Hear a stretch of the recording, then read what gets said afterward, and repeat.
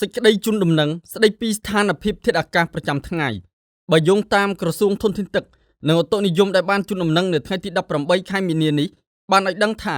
របបខ្យល់មូសុងអេសានដែលបក់លើសមុទ្រជ្រេងខាងត្បូងអាងទន្លេមេគង្គនិងសមុទ្រកម្ពុជាមានឥទ្ធិពលលើព្រះរាជាណាចក្រកម្ពុជា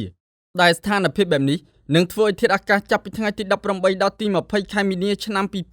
2026មានលក្ខណៈដូចតទៅតំបន់វាលទំនាបរួមមានខេត្តបន្ទាយមានជ័យបាត់ដំបងនិងខេត្តសៀមរាបអាចមានភ្លៀងធ្លាក់ជាមួយខ្យល់កន្ត្រាក់និងផ្គររន្ទះគ្របដណ្ដប់លើផ្ទៃដី 10% ចំណែកឯខេត្តពោធិ៍សាត់កំពង់ធំកំពង់ឆ្នាំងកំពង់ចាមត្បូងឃ្មុំព្រៃវែងតាកែវស្វាយរៀងកណ្ដាលនិងភ្នំពេញពុំមានភ្លៀងធ្លាក់នោះទេ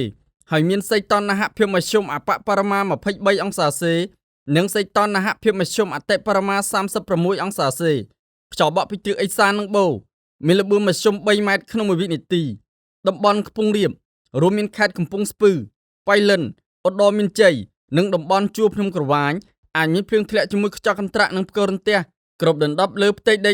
10% ចំណែកឯខេត្តរតនគិរីព្រះវិហារក្រចេះស្ទឹងត្រែងមណ្ឌលគិរីនិងតំបន់ជួរភ្នំដងរែកពុំមានភ្លៀងធ្លាក់នោះទេហើយមានសីតុណ្ហភាពមធ្យមអបបរមា23អង្សាសេនិងសីតុណ្ហភាពមធ្យមអតិបរមា35អង្សាសេខ្យល់បក់ពីទិសឧត្តរនិងឦសានមានល្បឿនមធ្យម2ម៉ែត្រក្នុង1វិនាទីតំបន់មាត់សមុទ្ររួមមានខេត្តកោះកុងព្រះសីហនុកំពតកែបនិងជួរភ្នំបូកគោអាចមានភ្លៀងធ្លាក់ជាមួយខ្យល់កន្ត្រាក់និងផ្គររន្ទះគ្របដណ្ដប់លើផ្ទៃដី 15% ហើយមានសីតុណ្ហភាពមធ្យមអបបរមា24អង្សាសេនិងសីតុណ្ហភាពមធ្យមអតិបរមា35អង្សាសេខ្យល់បក់ពីទិសនិរតីនិងអាគ្នេយ៍មានល្បឿនមធ្យម3ម៉ែត្រក្នុង1វិនាទីរលកសមុទ្រមានកម្ពស់មធ្យមអបបរមា0ម៉ែត្រ50សង់ទីម៉ែត្រនិងកម្ពស់មធ្យមអតិបរមា1ម៉ែត្រអាស្រ័យដូចបានជម្រាបជូនខាងលើសូមសាធារណជនទទួលជ្រាបជាព័ត៌មាន